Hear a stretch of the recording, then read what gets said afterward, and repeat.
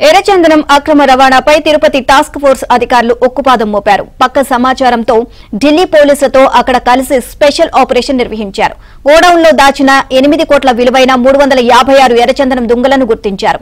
2 అంతర్రాష్ట్ర స్మగ్లర్లతో అరెస్ట్ చేసిన అధికారులు ఎర్రచందనం దుంగలను స్వాధీనం చేసుకున్నారు.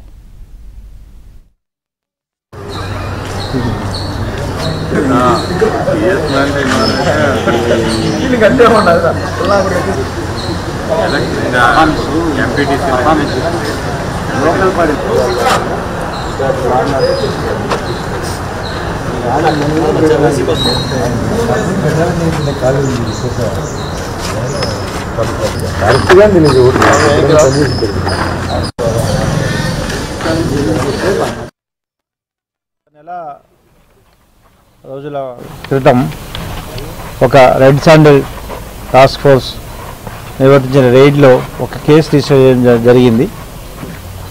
మరియు ఇన్వెస్టిగేషన్ ద్వారా వచ్చిన లీడ్ని బేస్ చేసుకొని మరియు ఇంటెలిజెన్స్ డిపార్ట్మెంటు, ఫారెస్ట్ డిపార్ట్మెంటు వారి సహకారంతో ఢిల్లీలో ఒక గోడౌన్లో ఈ మెటీరియల్ ఉందని తెలిసిన తర్వాత ఇంటెలిజెన్స్, లోకల్ ఢిల్లీ పోలీసు మరియు రెడ్ శాండిల్ టాస్క్ ఫోర్స్ అక్కడున్న ఫారెస్ట్ వారి యొక్క సారథ్యంలో ఈ రైడ్ చేయడం జరిగింది.